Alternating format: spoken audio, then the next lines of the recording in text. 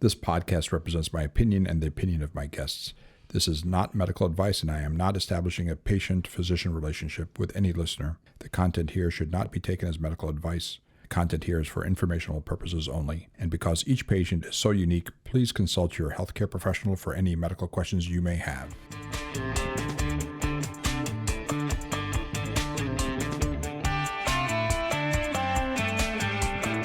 Welcome back, everyone.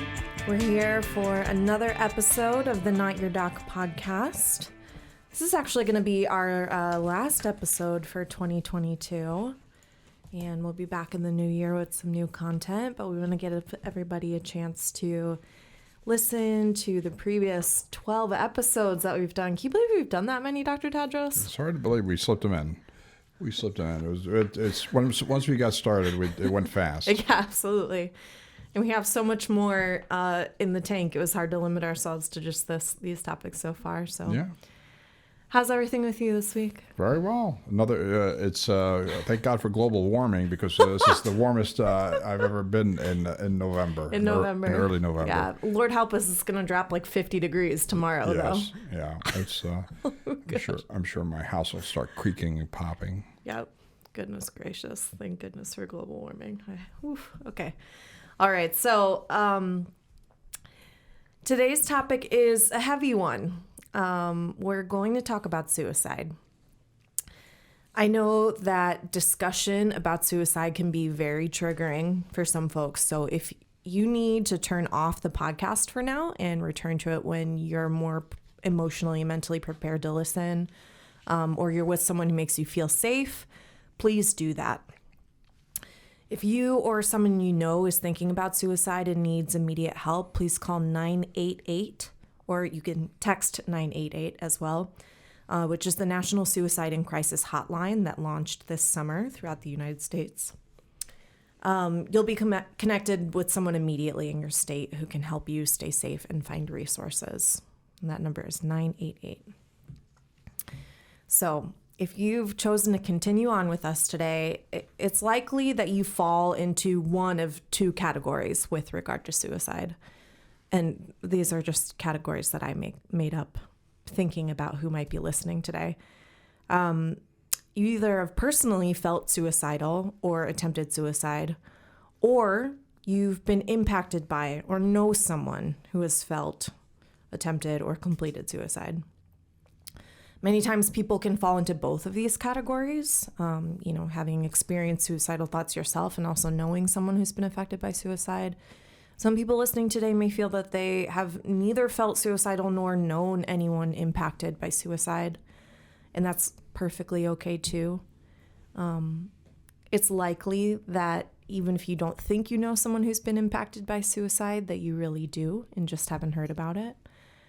Our purpose today is to speak to the lived experience of people who struggle with suicide, including the many people who feel afraid to open up about it at all, which there are plenty of us out there, and to provide some information for those who wish to support people they love who may at some point deal with suicidal thoughts.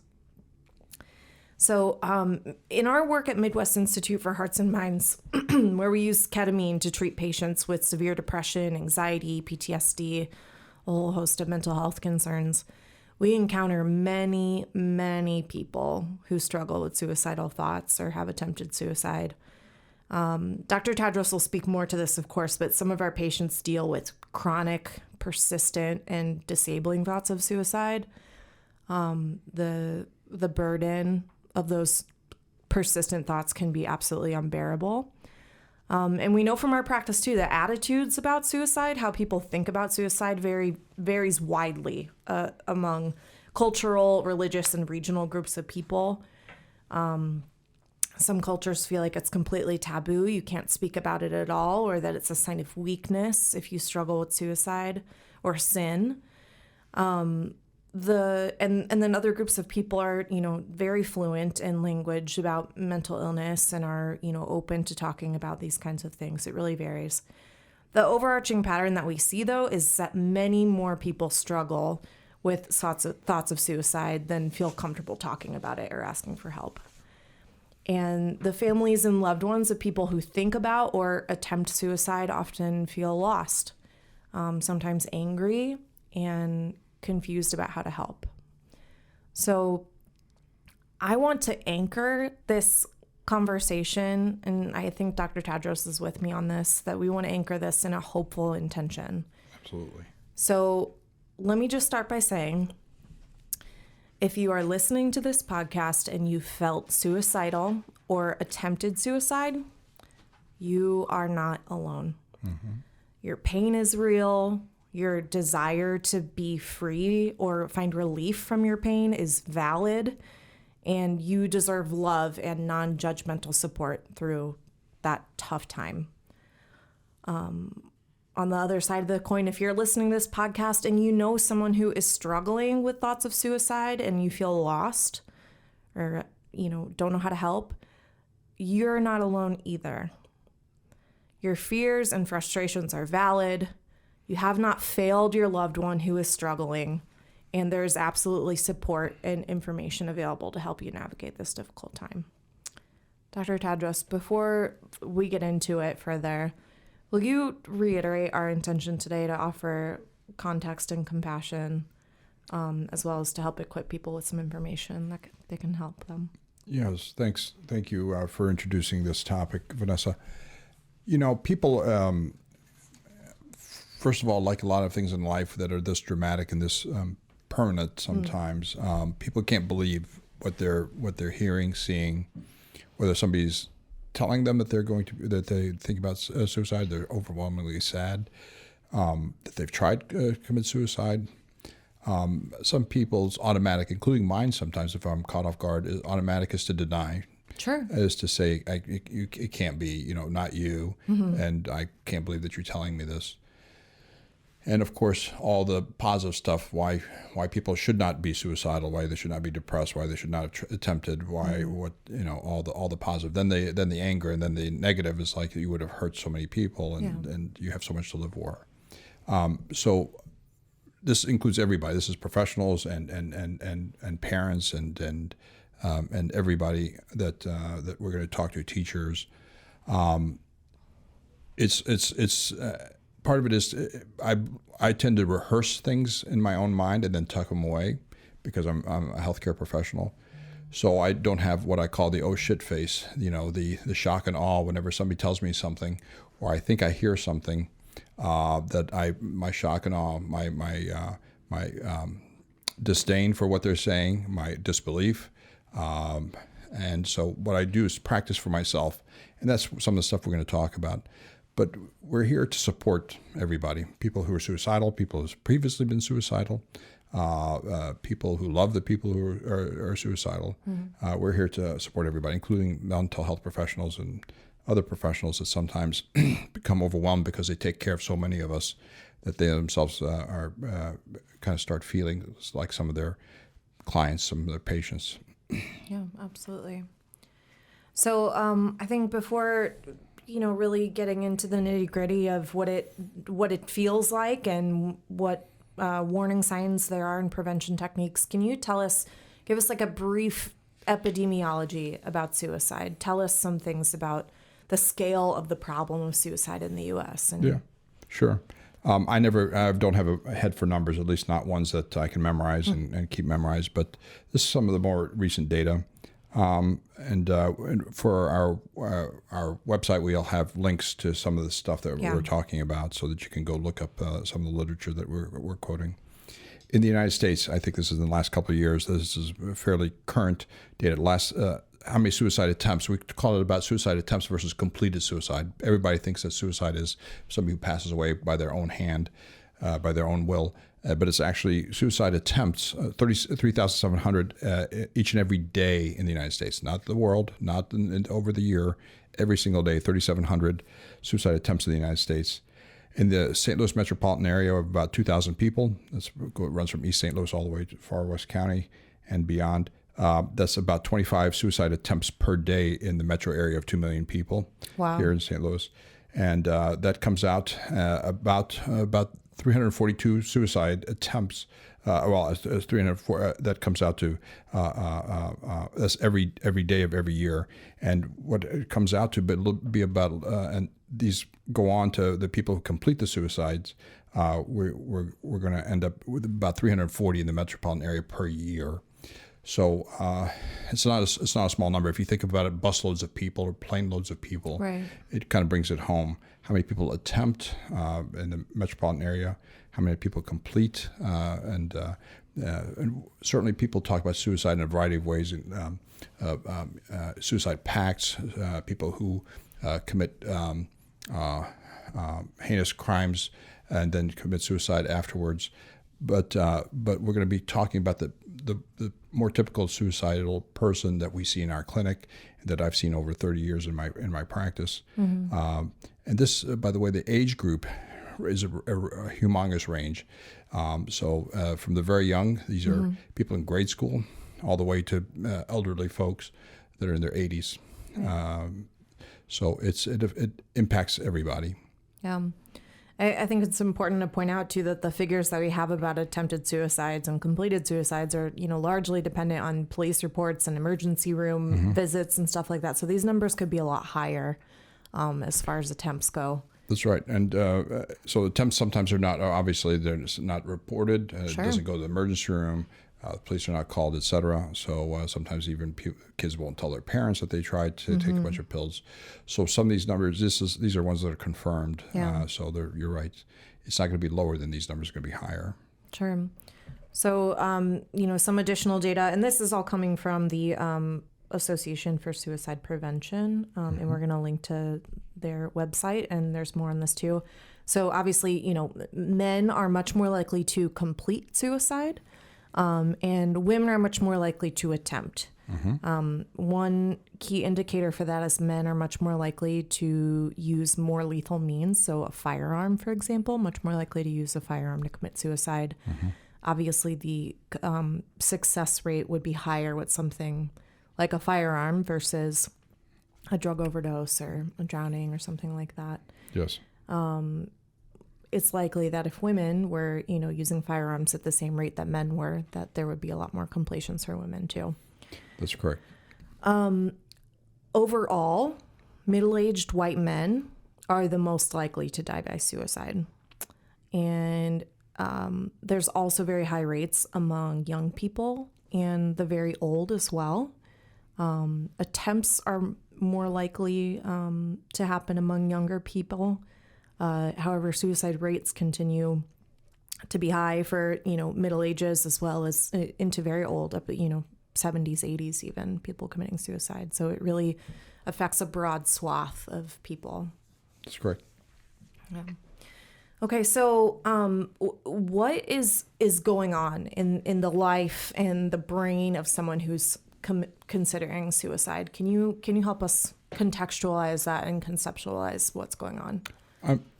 I may flip back and forth between kids and teenagers and adults, but we'll talk about adults first. Mm-hmm. So the vast majority, probably 90%, are probably of these people who are contemplate and or attempt suicide are oftentimes have a diagnosable mental health condition, depression, and bipolar depressed are probably the most likely diagnoses.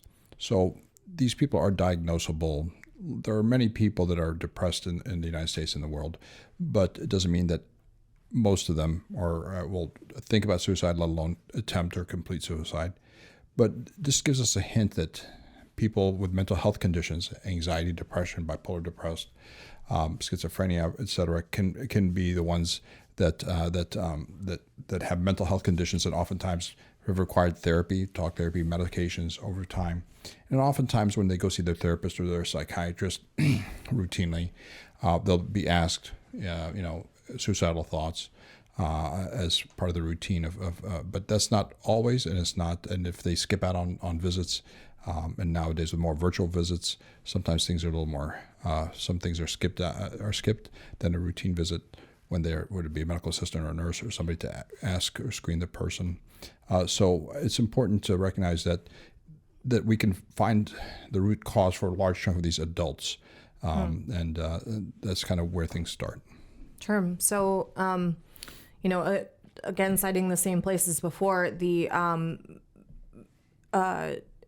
so there's good reporting, good statistics that for 90% of completed suicides, those people had a diagnosable mental health condition at the time of their suicide. So we're not talking about a slight correlation between mental illness and suicide. We're talking about a pretty strong correlation between mental health issues and suicide, which certainly indicates that there is something disrupted or going wrong in the thought patterns or, brain processes in people's minds, right? Yes. So can you talk about how that the sense of hopelessness and helplessness kind of typifies suicidal ideation? Yeah, all of us go through difficulties in our lives. All of us go through hardships, sometimes brief, sometimes unexpected, sometimes long-term. And not everybody who has hardships becomes depressed. Not everybody who has hardships drinks too much. Not everybody who becomes depressed thinks about suicide or Right. or has hardships. So we want to clarify what's frequent or common versus what's normal. It's normal to have hardships and actually ask for help and sit down whenever things are getting worse and worse. That sense of hopelessness and helplessness, and that's two important things. Hopelessness, and this is that anything can get better, and then helplessness that the person can't fix it themselves or ask for somebody else for help for fixing it. They feel very alone and isolated in their thoughts and feelings. So that's part of what we also see in kids. So the kids also will not necessarily verbalize it like adults, but they feel responsible for certain things, whether the parents are getting a divorce, et cetera, or their friend has been been suicidal and kind of confiding in the kid and the child themselves. So we run into this stuff where people feel helpless and hopeless. They can't open up for whatever reason. They don't think that anybody would listen, anybody would believe that it's that it would start a cascade of questions and problems, and sometimes reprimands and anger. Yeah. So all these things. So that's the problems. It starts with helplessness and hopelessness, and sometimes it starts very young. Sure. I think, so just to recap what you just said. So, hopelessness meaning that the perception that there is no way out. There's Right. there's no relief. There's no solution. There's no possible remedy for this feeling. Or nothing that's acceptable to the person. Sure. And then helplessness, that there's nothing that the person can do to help themselves and nothing that anyone else can do to help them. Right. So it's kind of a combination of those two things. Yes. And a typical person who's not depressed, et cetera, they may go through phases like this, but they know that it's not realistic thinking, that they can't ask for help, et cetera. Right. But somebody who's already depressed, this kind of feeds into how their brain already sees the world. Yeah. So that's part of what happens, and so these are things that we see too often late, whenever you question somebody later after their suicide attempt. Sure. So Absolutely. So I think that, it's important to make the distinction too, and we kind of brought this up earlier, that, the hopelessness and helplessness kind of thought cycle can be triggered by mental illness. It can be triggered by a traumatic event. It can also be, a chronic and persistent rumination or obsession in someone's mind, despite, seemingly happy life circumstances or good support or plenty of money or whatever. Right. So it's impossible to tell just from looking at someone's set of circumstances in life, if they objectively meet some criteria for who's going to commit suicide. It's all about, that hopelessness, helplessness cycle inside of their brain and how they perceive their situation to be. That's right. And as you and I have talked, some people feel alone in a room full of people, and so this is their internal conversation. It's not necessarily what's reality, not what the rest of us would see if we hung out with them for a day or two, but it's their internal perception, and it's very hard for people to. You can't read their mind, Sure. And that's part of the problem. We're not mind. No matter, even medical professionals, healthcare professionals, mental health professionals are not mind readers. That's why we have to talk to people. Right. And so that's the first thing. And absolutely, some of the triggers, if somebody who's predisposed, some of the triggers and more immediate triggers include work-related stress, like, everything from during coronavirus, during the pandemic, losing their jobs, financial stress, legal issues, criminal, bankruptcy, child custody, loss of a home, divorce, loneliness, and isolation. So this can be physical, emotional. This is sometimes where we get to people, especially the older folk who lose their partner or spouse. Right. Grief. Grief is normal, but some people who are already depressed, grief is just the last straw to break the camel's back. That's loss of a spouse, partner, child, sibling.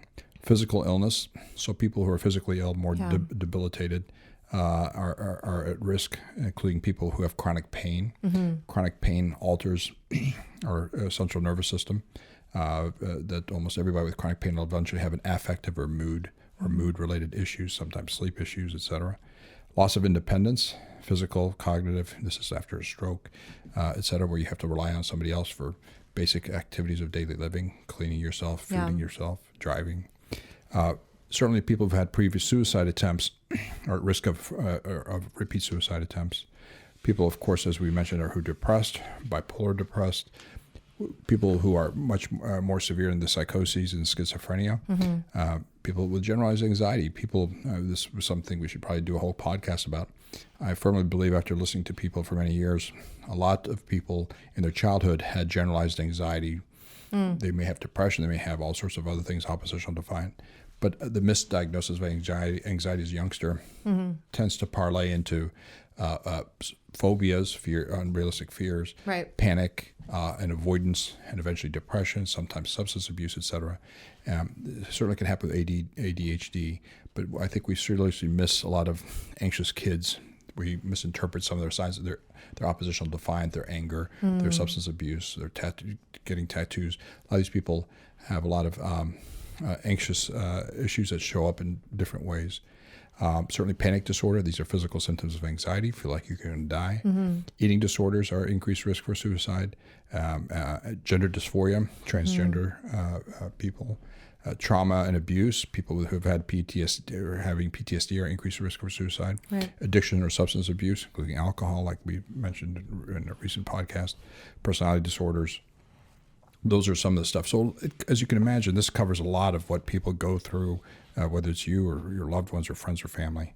I would like to point out that not everybody has to be depressed in order to commit suicide. Sure. So what happens sometimes when youngsters who don't have a carry diagnosis, sometimes there's a breakup with a boyfriend or girlfriend, or a celebrity commits suicide. Some of these youngsters especially will have impulse attempt to commit suicide. So it's not long-standing history of depression, etc. But sometimes impulsive in the moment decision. Right. Sure. Yeah. So something that the rest of us may look at and say, this is small, this is trivial. It's not for a youngster who doesn't have perspective. The first boyfriend, etc. So we talk about depression, anxiety, and bipolar disease as big risk factors for adults, but I like to remind people that people sometimes have that impulse that gets us into trouble.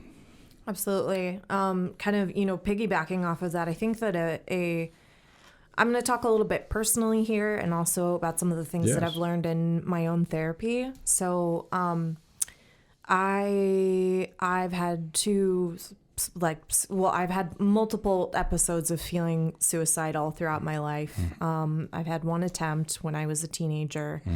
And then when I was around 20, I had a plan for another attempt, but instead of going through with it, I went inpatient, like right at the right time. So thankfully, I got the help and support that I needed. I want to talk about like what was going on in my brain at that time and sort of how it ties into some things that I've learned through cognitive behavioral therapy, which is that depression, whatever it is, the misfiring of synapses or whatever it is in the brain that's causing depression, the biological factors that are outside of my control. One of the big hallmarks of, anxiety or depression are thought distortions, right? Where me specifically, I would I'd be telling myself and reinforcing messages constantly that were not necessarily true. So, and not things that I just wanted to lie about or blow out of proportion, but sort of this persistent thought going on that I was worthless, that I could never achieve enough, that I am a burden, that I am incapable of taking care of myself. I am incapable of being in control of my life or my destiny or any of those things. Some of it's more existential, some of it's more in the moment. Those thought distortions can actually become, can also tie into suicidal thinking, because you can sort of adopt this, I call it a persistent delusion, basically, which is that not only would suicide, would taking my own life end, the terrible, things that are going on in my head all the time, the rumination, the, just the self-hatred, the pain that I was experiencing. Not only would suicide take care of those things, but I had a deluded thought process in thinking that it would also be the right thing to do, that taking my life was the just thing to do, that it would be the responsible thing to do for those who are burdened by my existence or who are hurt by my behavior. And I think when we're able to, for me anyway, when I hear of other people's suicides, or I read about other suicides, that knowing that experience, I just immediately go back to how much I realize now that I could not trust what my brain was telling me when I was very sick. Yes.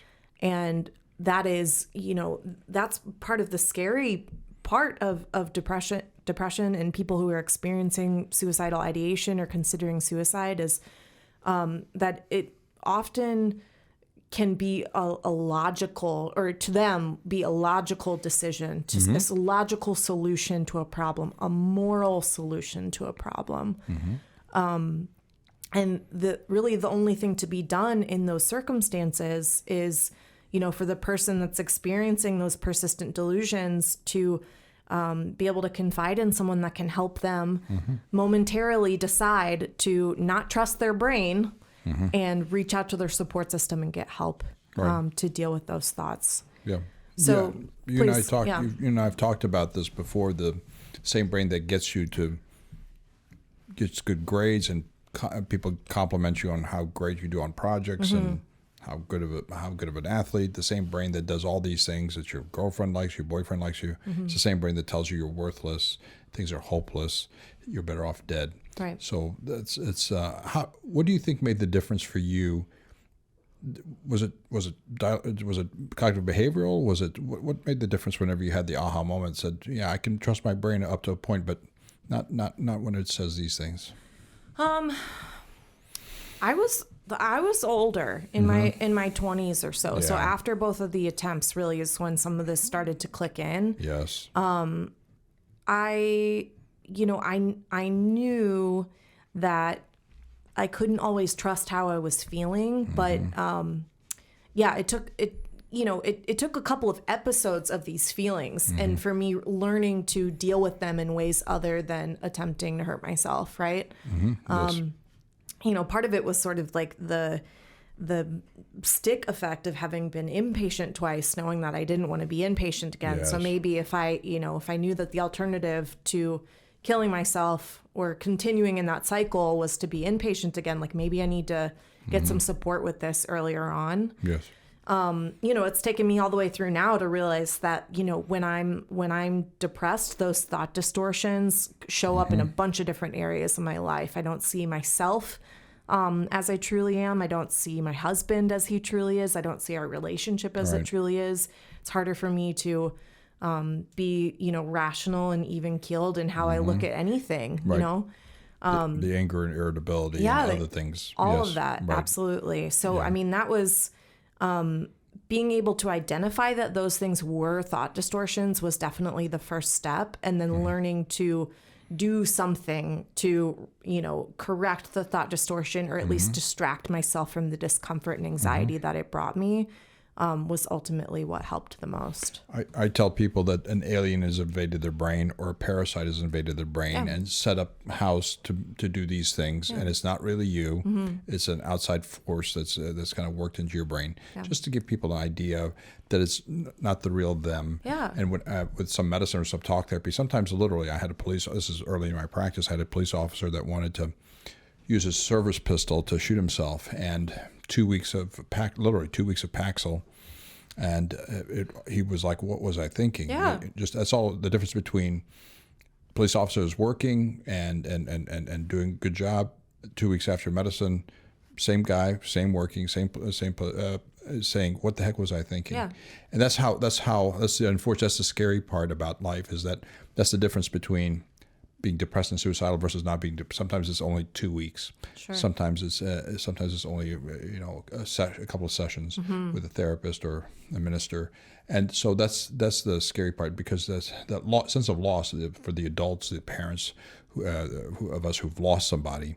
We talk about senseless loss. Well, in my opinion, all losses are senseless, whether in war or with these loved ones who are depressed and commit suicide. So part of this is there's nothing in the textbooks. You'll hear me say it over and over in podcasts. There's nothing in the textbooks that say we give up on anybody in terms of depression.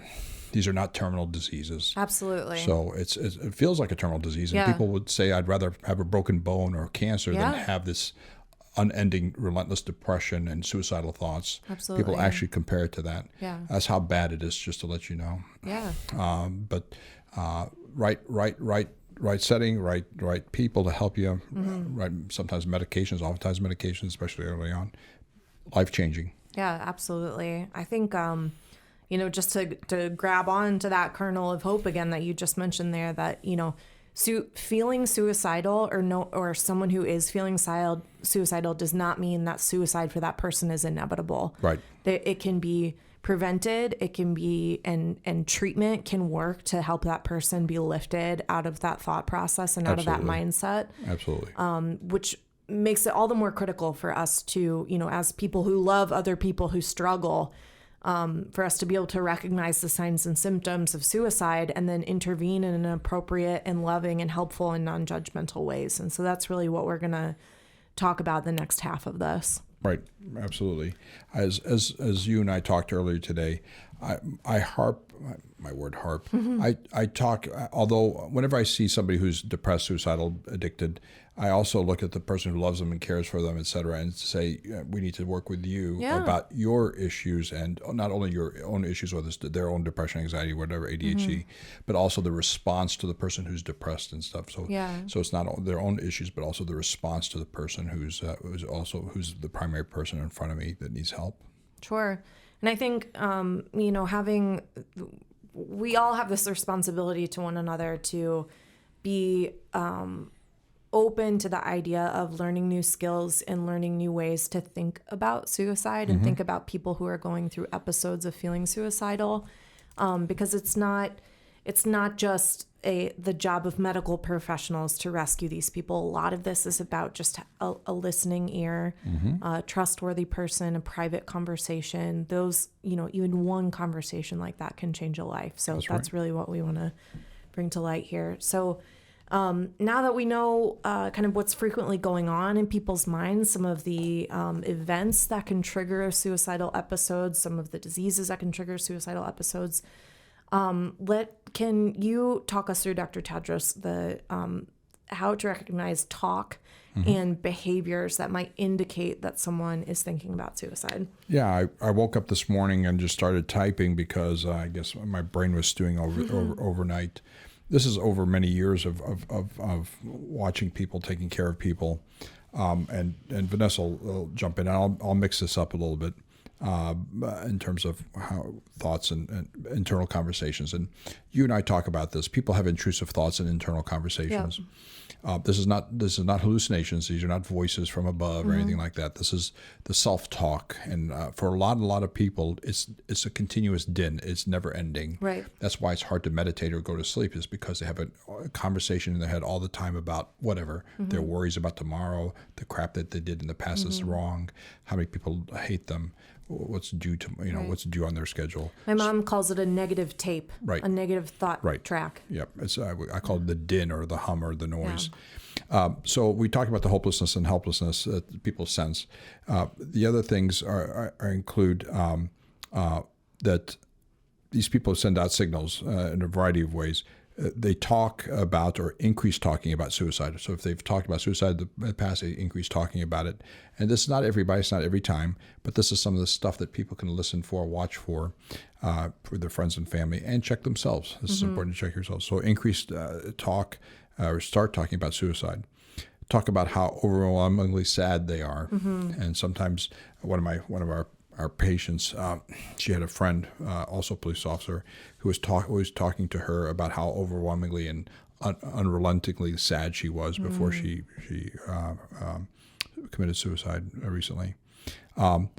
Talk about being a burden to others. You mentioned that that you're not functioning well through the depression, anxiety, whatever, your alcoholism, that you're not functioning. You recognize other people having to carry you and having to shoulder some of your responsibilities, and you feel like you're a burden.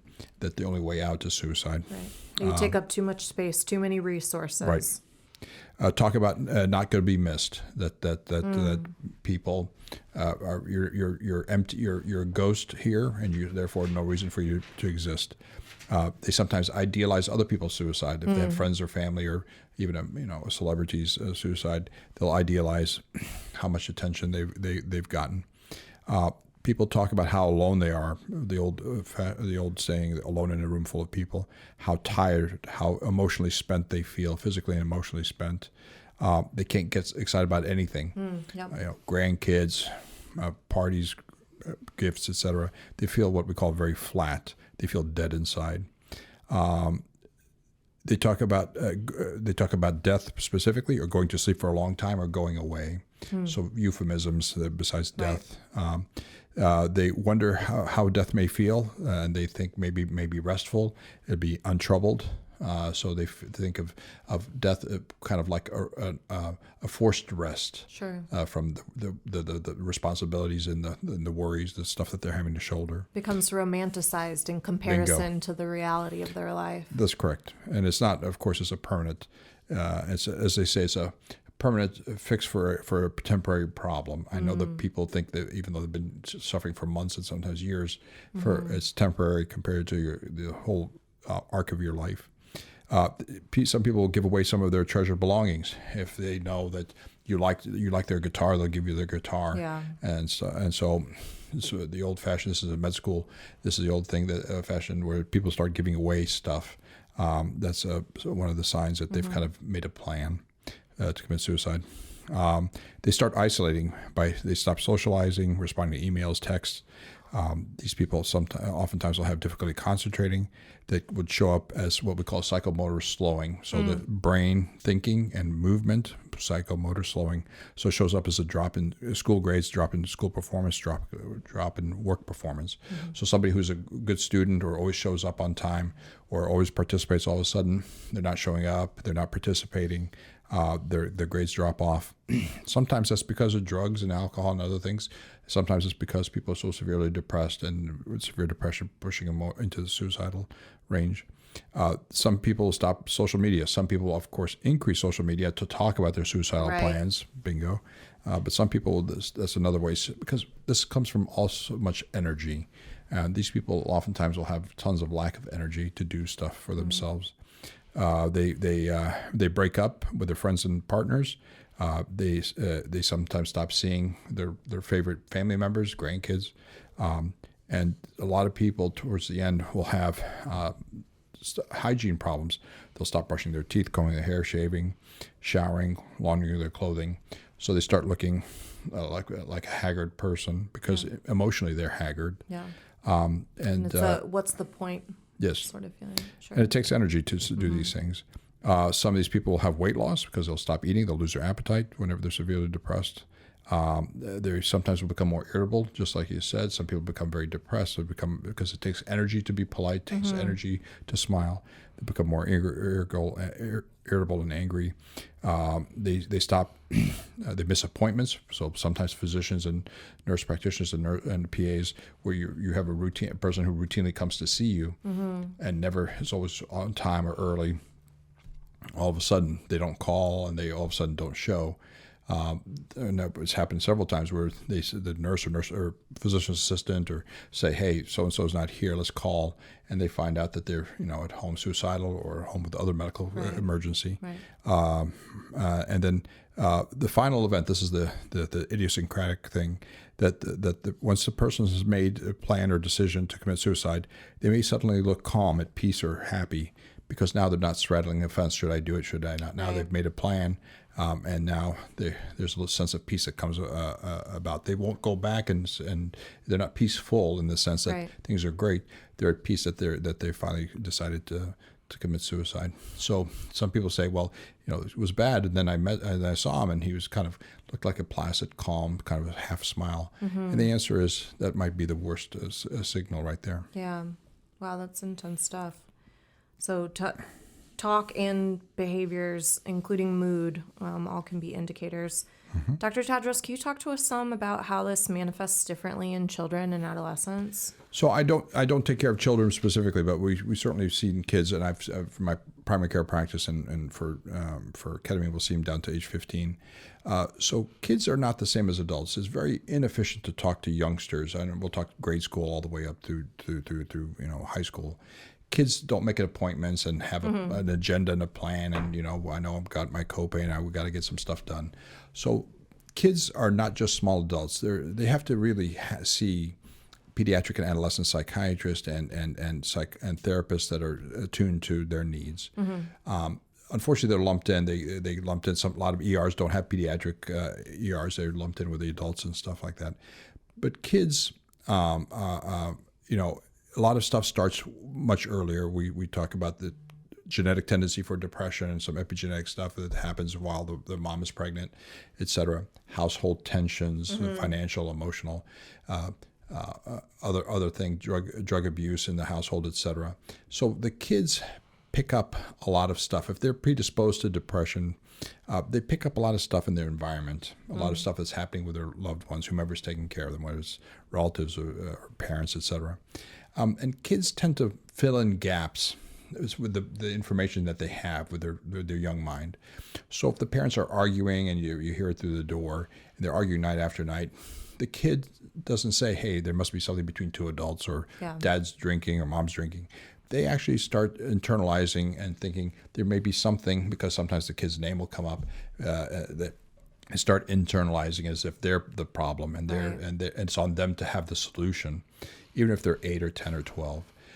So a lot of these kids feel guilty when adults are always surprised, like you didn't do anything wrong type stuff. So that's the first thing. And so unfortunately, they sometimes use the young minds to fill in the gaps, to make up stories that make sense to them. Right. And then they also have their own solutions, the young mind solutions, that run away. It's not to go ask for help or tell another relative or tell a little teacher. Oftentimes, it's sometimes to run away. Sometimes they don't know what to do with themselves. They'll turn to drugs. They'll turn to screen time to kind of numb out, self-soothe and numb out. They'll spend time with their other relatives, so they can be outside of the house or sleep over at their friend's house, so they don't have to listen to the parents, etc. So kids are very special, and so they really need the ability and to talk with people that know how to talk with children. Sometimes with children, it's art therapy, it's play therapy. It is not very young children. It is not a sit down and talk, face to face like absolutely. You are. So it's very specialized stuff. Obviously the frontal lobe of the brain for children and adolescents is not fully developed. That's right. And that's the executive or decision-making part of the brain. And if you don't have any brain injury, no ADD or then typically it's mature about age 25. Yeah. If you have brain injury, if you have ADHD or other drug use, it may mature much later. But those underdeveloped, prefrontal cortex, impulsivity is huge, right? That's right. That's correct. And, an inability to think through long-term consequences. Right. They're incapable of this. Right. And so yeah. And so we can't treat them. We can't, depending on the age and also, and some people say, well, they're so mature because there's so much strife in the family, there's a divorce and stuff. So the kids they've been have forced to mature. grow up quickly. Right. Yeah. But they're still children. Yeah. And they do their homework and they don't ask for, they're not the squeaky wheel. They're not asking for a lot of stuff. And, some of these kids are super well behaved. Sure. That's a red flag for me. If you're having family strife and then you have super well behaved kids, that usually tells me that they've sensed the tension and they're not going to discuss what's in their mind and how they're feeling. Yeah. And sometimes they've suppressed, they've never learned what their feelings are. They've never learned how to express them because they've had to suppress them from day one so that they don't add to the crap that their family has to go through. They don't have to put up with their kids' emotions and needs, etc. I think we should say something here too, that, bullying, other peers of children can drive kids to this hopeless, helpless state as well. Yeah, very good. Thank you for mentioning that. And we all know this. Before, when you were bullied on the playground, I'm a guy, I grew up with brothers, but before you're bullied on the playground or girlfriends dumped you as a friend, it was shocking, it was shameful, all sorts of stuff that people felt. It was somewhat limited, it's still, but because it nowadays, ended at school. Right, it tended to end and stop when there. you leave for the day. Right, Yeah. a small handful of people knew it. It was not spread out over hundreds of kids, etc. But nowadays, it's a disaster whenever somebody embarrasses you, shames you on social media, and it's endless. I mean, people screenshot, even if people erase things, people screenshot things and pass it around. Yeah. And it's endless, and it's way out and everywhere outside of school. Yeah, absolutely. So I think that's probably another podcast in and of itself, is what parents can do to be in tune to that. But I mean, certainly, taking seriously if your kid comes home from school and saying, my friends dumped me, or, somebody's mean to me. Like, I think sometimes our natural tendency is to be like, oh, well, don't worry about them. You'll be okay. You'll have other friends. You're resilient. You have other friends, all that kind of stuff. I mean, even some of those small disclosures can be indicative of a deeper underlying problem. That's right. So, all right. Anything more that you want to say about signs of suicide before we get into how to help? I never want to put blame on anybody. We were talking about this earlier today. Some things are drizzled. Nobody sits them down and gives you a PowerPoint presentation of all the stuff I've listed so that you can piece it all together and come to a conclusion that your child is suicidal, your loved ones are suicidal, So they drizzle these things over different people, spread over time, weeks to months sometimes. So no one person may not get 3 or 4 or 5 signs. Or maybe you may only get 1 or 2 signs, and it may be spread out over time. So it's hard to sometimes piece it together into a story that says, I need to intercede. The next thing is to check yourself before you sit down with somebody and say, hey, I'm going to ask them if they're suicidal. Make sure that some of your resources, make sure how you're going to feel if they say yes or no, or if they get angry at you for asking. Most people don't. So I want people to kind of be kind of secure, and you don't have to be the expert. You have to sometimes say, hey, I see that you're struggling here. I'm here to help. How are you feeling? Right. Well, I'm okay. And so I'm okay, but it's gotten a little bit harder. Well, so, is there if we sit down for a second? Well, a little bit later. Fine, I'll meet you later. So you have to kind of be flexible. Sure. It's not going to be an efficient talk. Sometimes it's like they kind of divulge everything, and you sign them off to suicide hotline, and you move on. Yeah, exactly. And I mean, and we're gonna get more into specifics here, but basically, having the conversation and being a person that is trustworthy and has an open demeanor when it comes to this kind of stuff is incredibly important. Right. Also, we talked a lot about isolation before that. Many people who are driven to suicide feel completely alone. Yes. Whether that's true or not in terms of the number of people who are connected to them. Right.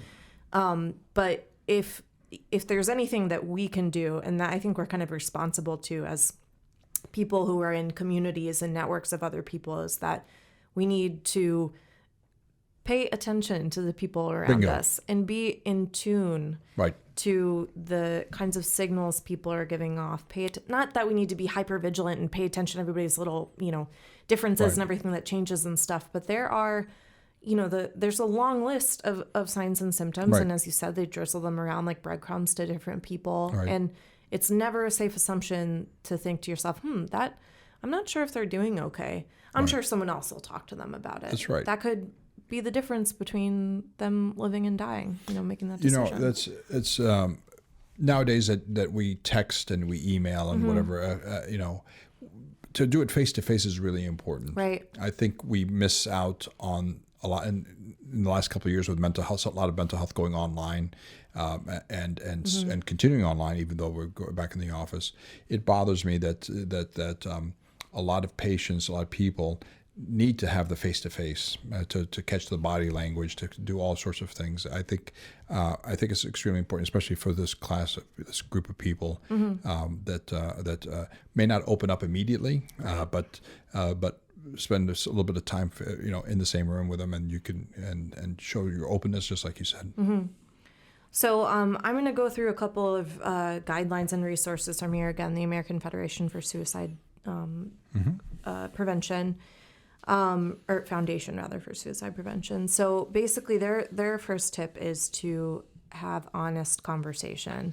And that starts with a private setting. So not springing it on somebody at Thanksgiving dinner or cornering them at a party or calling them at a time where they're not feeling safe to talk. This is a private conversation. Think about if you really wanted to have an important conversation with your spouse, what's really important for them to listen to you and for you to be heard and understood. You're not going to do it when they're distracted by other things or when they may not be able to reveal what's really going on, right? So privacy is key. The next biggest tip is to listen. Right. So, if and again, like you said, you have to be flexible in how this works. It's not always going to go in a perfect order. But if someone says, yeah, I'm doing okay, but it's been a little harder than normal, you can't just, you don't want to end the conversation by like, oh, okay, good. You're going to be all right then. You can say, I'm sorry. Tell me more about what's going on. Keep, just keeping it open-ended to try and draw out that person. Because a lot of times that external processing can be really therapeutic. If once you've listened, it's critically important to express your care and your love for that person, whether you feel comfortable saying, hey, I love you, or, I really care that you're struggling. I'm sorry that you're hurting so much right now. That really, solidifies with the person that you're speaking with, that you can be trusted because you have this vested interest in them. And then that can lead you into one of the most important parts, which is directly asking about suicide. Yes. Are you thinking about hurting yourself? Do you have a plan to hurt yourself? Yes. And that's people are afraid. By the way, I practice it. Yeah. Say it's because it sounds weird. Yeah. Especially if it's not your partner and stuff, where you tend to have more conversations. Practice. It's okay to practice these things, and expect different answers. Yes, absolutely. Yeah, that role playing, that is incredibly important. I think you really hit the nail on the head when you said practicing and preparing yourself for whatever the person has to tell you. Right. If you have this vulnerable conversation with somebody and they're opening up and telling you about their struggles, and then you ask them if they're considering suicide, they might say yes. That's right. And it's really important to know what to do after that. That's right. That's right. Yeah. The no oh shit face is like oh my God. Yeah. So that's the first thing. Exactly. What you're describing is meeting them where they are. Yes. And that's a difficult, because all of us have agendas. All of us have timetable that we all have. We're all busy. Whenever you slow down, really, really slow down, and understand that you may be there quite a bit longer than you expected, and it's okay not to start looking at your watch and tapping your fingers, etc. Yeah. It doesn't have to be solution oriented. You're being present. Yeah, just your presence is enough. That's right. You don't have to be the expert. Exactly. So, obviously, someone says yes, we want to encourage them to seek treatment, and we'll talk about that more. But these are some really important things that you should avoid in this circumstance. Someone tells you, yes, I'm considering suicide, or I don't know what to do, or whatever. Don't give advice. Don't give advice. Just listen. Especially if someone says they're considering suicide, debating the value of life and whether or not suicide is a permissible thing to do, and especially do not add to guilt for the person by shaming them with Yes. other things that you might perceive as very important to them in their life. Right. Oh, but your kids.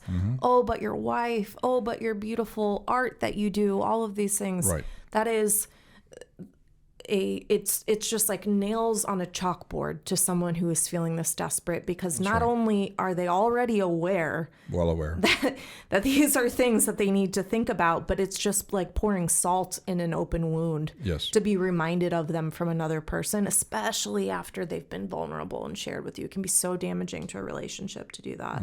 And by the way, if you misstep or misspeak, you apologize. Yeah. It's okay. You know, and it's physicians, all sorts of people make mistakes misread and make mistakes all the time, and we have to apologize, and it's okay. Yeah, absolutely. And you know, in the same way that we don't want to, you know, debate the value of their life, we don't want to minimize their problems. No, right. It is not, the purpose of this conversation is not for you to recontextualize someone's life for them and help them change their perspective. You have to remember that you as the outsider are seeing through your perspective a certain perception of this person's life, right? That's right. But it's their own perception of their life from their own perspective that makes their reality. That's right. So it's both counterproductive and, you know, just unhelpful to try and appeal. And that's why therapists don't give you answers. Yeah. They lead you. They ask questions. They challenge some assumptions carefully, but that's not your job. Your job is to hold their hand, touch their shoulder, whatever is appropriate, and listen. Be with them while they cry. You know, That's presence is incredibly powerful. It's not that we're not going to do something to help them more practical than this, but this is the best practice. This is for the average Joe. Like, you know, this is I'm not the people in my family. I'm not their doctor. Yeah. So I'm their husband, dad, uncle, whatever it is. So I'm not their doc. I don't have a doctor's mind. It's just I'm not their doc, and so I can sit and listen like an uncle, or and that's my job. I think that there's, you know, sometimes this false perception that this is like suicide is the territory of professionals only. Right. I flatly deny that. Honestly, I think that if there is any purpose to us building relationships with people in our lives, to having families, to having partners, to having close friends, like this is the stuff that those close relationships are for, you know? Absolutely. I think whenever now, sometimes family and loved one partners are the wonderful, the best thing in your life. Sometimes the most horrible. Sure. They cut the deepest. Yeah. So we recognize that. But whenever it's at its best, it's life-saving. These times together, these connections. Right. So I think that, you know, that kind of feeds into the next point, which is that we kind of reiterated that, or mentioned this before, you know, assume you're the only one that's going to reach out. Even if you are not the closest to the person. Right, yes. If you perceive some of these signs and symptoms and wonder to yourself, I wonder if they're okay. It is not a safe assumption that their wife is going to take care of it, that they're already talking to their doctor about it. Sometimes, you know, that one conversation is all it takes. You know, and I think that you don't have to be the closest confidant in person to another person in order to express care, be a good listener, and ultimately, you know, express to the other person that you believe that their life has value. Even that tiny, you know, even that tiny little like pledge to your belief, you know, that their life matters can be enough for them to have the bravery to reach out for help. Yes. And maybe to reconsider a plan that they had already settled on. So this is critically important stuff. And never promise that you're going to keep anything private that's confidential, where somebody's going to hurt themselves or hurt somebody else. Right. Homicidal or suicidal or homicidal. Right. We don't do it for children. We're not going to keep any secrets. We don't do it for adults. So never ever feel trapped that you're the last person in the path between them and suicide. Yeah. That's too big of a responsibility. Nobody, not even medical professionals, take on that responsibility. And so oftentimes we're talking about the people who are oftentimes the first person to hear from their loved one or their friend, that something's happening that's beyond the typical difficult days, difficult sadness. Right. And so you're not the last person to block them from suicide. Yeah, absolutely. You're not the last person. You're not the last line of defense, but Right. you saying something could That's be enough to help. That's right. Just listening to them could be enough to help turn things around towards a positive. So finally, we're going to end with some tips here again from the same Foundation for Suicide Prevention about what you should do if a person says yes, they are considering suicide. So first, and I think very importantly, take them seriously. That's right. It's incredibly important not to just brush it off as, oh, this is an act. Oh, this is, Attention seeking, or they've said it before, they tried it before. Right. Yes. Right. Take them seriously. And a lot of times that's not, oh, you're immediately picking up the phone to call the cops or forcing them into inpatient or anything. That's not what we're advocating here. This is just a statement to this person that I believe you, and I think this is serious. That's right. And I want you to get help. So another thing that's important to do is stay with them, or have facilitate another person being able to stay with them. That's right. These are types of handoffs, physical handoffs, so that somebody's there. And the shame of it all is that sometimes they'll step into a bathroom, and while you're waiting for them, you're there, but you're 12 feet away. So that's sometimes the scary stuff, unfortunately. Sure. Not to frighten people, but it's different levels of suicidality. But let's assume that the worst right now, right? And you're there to watch them. Yeah. And again, to avoid them going into a bathroom and taking a handful of pills, you can start by just helping them remove lethal means. Like, Bingo. I know you're feeling incredibly intensely about this right now, that these thoughts are like right at the forefront of your brain. Let's remove the immediate access to these solutions. So, can I take your guns? Can I take your drugs? Can I keys to your car? Can I take the keys to your car? Yep. You're going to get all of these things back, but for now, while you're in crisis, let's just remove this as a temptation. Yep. While your brain's not working right. Right. Exactly. Parasites taking over. Right. While the alien is invading and running the ship. Yeah, absolutely. Your brain's been hijacked. That's correct. Of course, call 988 or the National Suicide Prevention Hotline. I think this is an important thing that this site mentioned that I hadn't really thought about before, but consider sitting with the person as they call, or I've done it before. Asking them if they want you to call for them. That can really lend a lot of moral support. And make the transition to talking to a stranger on the phone less scary and feel less risky. That's right. And you can step away after they get started. You can step away. Yeah. Of course. Be an earshot just in case they need somebody to help, etc. I think sometimes there's a misconception about these hotlines or calls that it's the same thing as calling 911, that the police are going to show up and arrest you and force you into inpatient. That's not how this works. No. And we've learned so much about suicide prevention in the last, 40 years in the United States or whatever, that's why there are so many of these resources available. They have trained professionals or trained volunteers sometimes on the other end of the line that are trained to have these conversations and help people get immediately safe. Right. And then get connected with resources that can help them ongoing. And sometimes people are closer to, instead of picking up the phone, if they want to go to the emergency room, that's fine. Absolutely. I was just going to say that. Yep. All ERs have had to deal with suicidality, and I know the ERs are not the most comforting and comfortable places. Right. But it's just a way to enter the medical system. Yeah. And oftentimes, even if you've seen a psychiatrist, et cetera, they'll oftentimes send you. They won't take the responsibility of bringing you to the office. They'll send you to the emergency room or intake if it's during regular business hours for a mental health facility intake, which is oftentimes separate from the ERs. After hours, the ERs do assessments, and sometimes they'll do the intake if they need to admit you. So they have social workers or psychologists or licensed professional counselors available.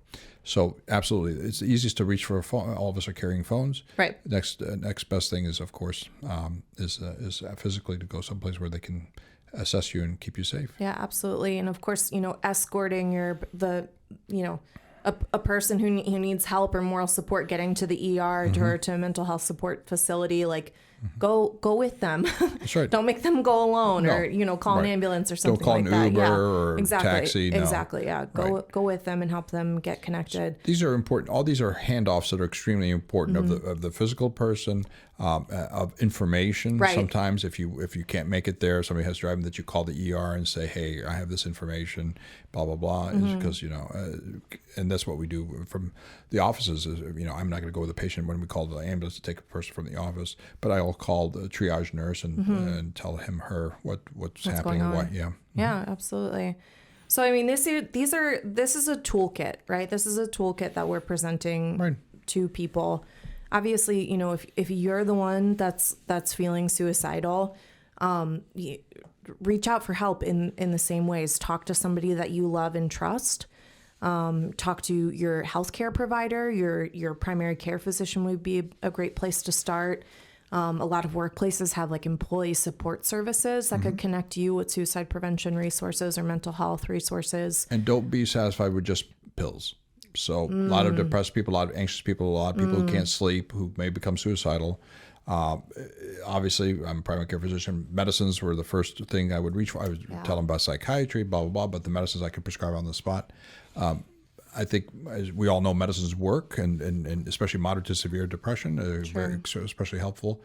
What people don't do is get help understand, help reflect, help reframe, and that comes from good talk therapy. Absolutely. And that's what we're missing a lot of in the United States, is that up front before medicines or along with medicines. It's easier to prescribe a medicine. I could do it over the phone. Much harder to get in with a good therapist that you establish a relationship and able to have insight about your own distorted thinking whenever you're this severely depressed or anxious or suicidal. Of course.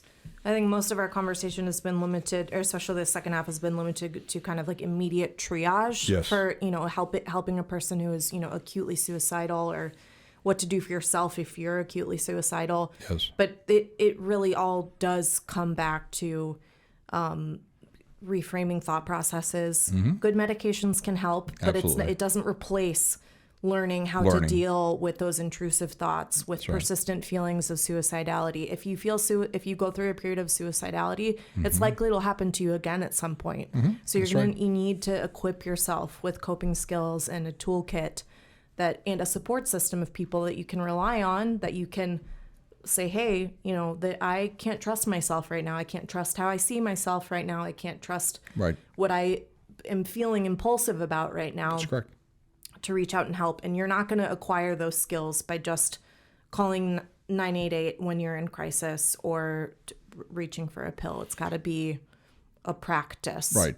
Yeah. We need some immediate stuff that your friends are able to do. Then the next step is the suicide hotline and ERs or your physicians, and somewhere along there also the good talk therapy. That's extremely good.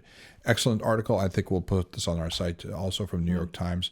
The best tool we have for self-harming and suicidal teens talks about dialectical behavioral therapy as being one of the best tools. Right.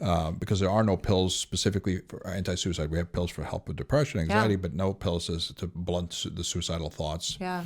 But here's dialectical, which is a form of cognitive behavioral therapy. It's an intensive type of therapy, but it's life-saving for a lot of people, but including our suicidal and self-harming teens. We didn't even talk about the people who scratch and hit themselves and cut and burn and stuff like that. So there's a lot more to talk about. For children and teenagers, you're not alone. You don't have to keep secrets of your friends who are suicidal and who've kind of burdened you and stuff like that. I know you're responsible. You feel responsible. You're not the adult. You're not the doc. You're not the nurse.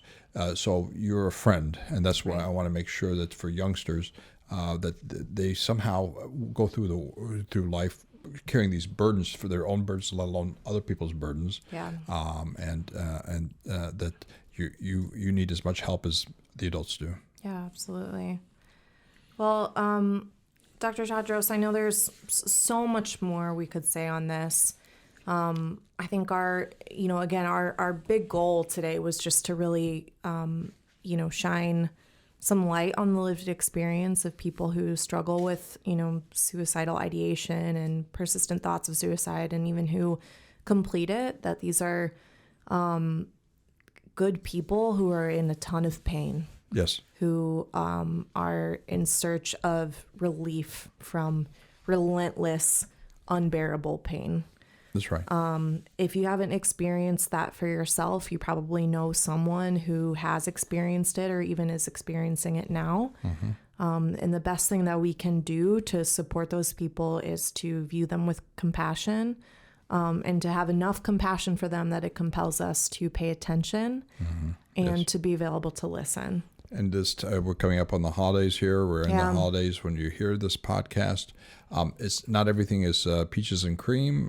Just because it's joyful and presence and family time, sometimes that just reminds people how alone they feel. And they should be feeling better. They ought to be feeling better, and they're failing themselves and their family. Mm-hmm. So it's time to have a chance to if you catch your loved ones, relatives that you don't get to see throughout the year, etc. That it's okay to sit aside and talk to them. Yeah, absolutely. And I think too, for the rest of us are just like looking for like what can I do? Mm-hmm. I think just looking for opportunities to build connection with other people. Again, around the holidays. It's preventative. Right. If you know someone that you work with, their family lives out of town. Oh, what are you planning to do for the holiday? Oh, I'm just going to be at home. Why don't you come over and have dinner with us? Or come over for dessert or whatever. Those small gestures can make the world of difference, right? That's right. And it doesn't cost us much individually to make that effort. Even the invitation alone can be very powerful. Yes. So, again, we've been through a lot today. We've talked about a lot. Obviously, if you're in immediate crisis or know someone who's in immediate crisis, please use your resources, especially the national hotline 988, or go to your nearest emergency room. We want people to be as safe as possible. But I also hope anyone who's listening that you feel a little more empowered after listening to this. I know it was some heavy content and some heavy stuff, but we are in this community of humans together. That's right. And humans deal with all kinds of difficult things, and we need each other. We need to rely on each other to make it through hard times.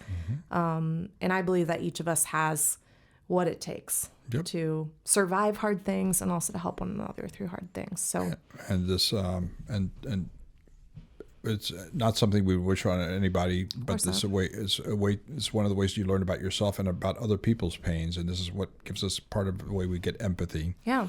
Absolutely. It's not wanted. We wouldn't wish this on ourselves or anybody else. But it's since so many people suffer, it's one of the ways to become empathic for all sorts of people in all sorts of conditions. Absolutely. Vanessa, thank you for sharing your part of what happened in your youth. Yeah. And you're a stronger person for the people who come through our doors because you're a role model for them, and you model some excellent beliefs and thought processes and kindness. So I appreciate it. Thank you. Peace be with you. And with you as well. Thanks for listening, everybody. Again, this is going to be our last episode for 2022. We'll be back with you again in January. Please send us some feedback. We really want to hear your questions, your thought about the podcast, topics you'd like us to cover, interview suggestions, any of those things. You can reach us. The best way to reach us is at notyourdocpod@gmail.com. The email notyourdocpod@gmail.com. You can find us on Facebook. You can find us on YouTube. Leave us a comment. Send us a message. We really want to connect and make this podcast into something that feels relevant and helpful. I'm really grateful to you, Dr. Tadros, that we've been able to put this together, and grateful to Seth for producing it for us. Seth is always sitting in. You may not see or hear him, but he's always here. He's always there. Absolutely. Well, everybody, we wish you a wonderful and happy holiday season through the end of 2022. We are going to see you in the new year. Thank you. Thanks so much. Bye now.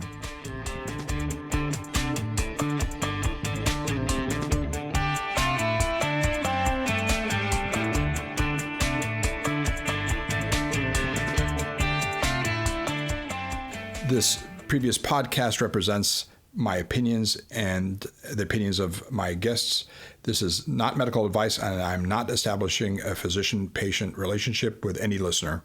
The content here should not be taken as medical advice. The content here is for informational purposes only, and because each patient is so unique, please consult your healthcare professional for any medical questions that you may have.